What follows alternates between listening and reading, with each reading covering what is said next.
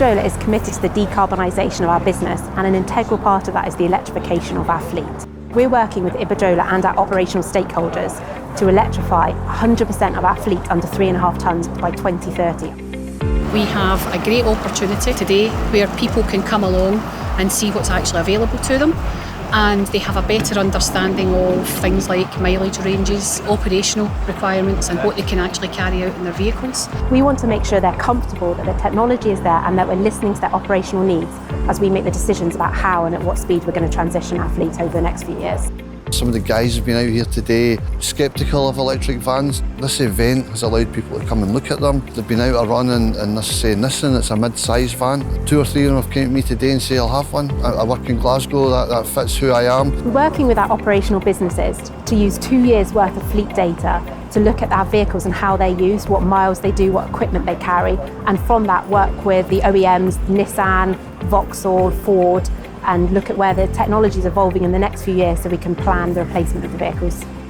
The same price as a diesel or petrol van, and the range, somebody was telling me, is 186 miles. So the shift electricians, the single premise workers, the technical craftspeople could very well operate in one of those mid-sized vans.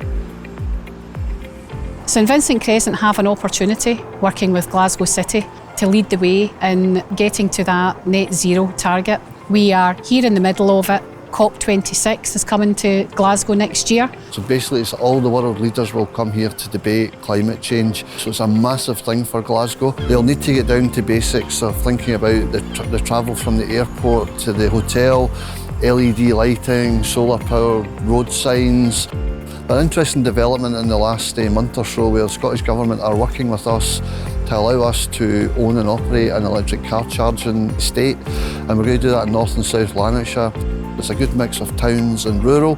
This is a new step for us that we will actually connect and own and run and maintain charging points, and we'll get to understand the model a bit more. Working with our operational counterparts and energy networks, we've identified 104 vehicles that could transition to electric by the end of 2020. Over the next few months, we hope to work with energy networks to grow that number as we learn more about the technology that will be coming onto the market in the next few years.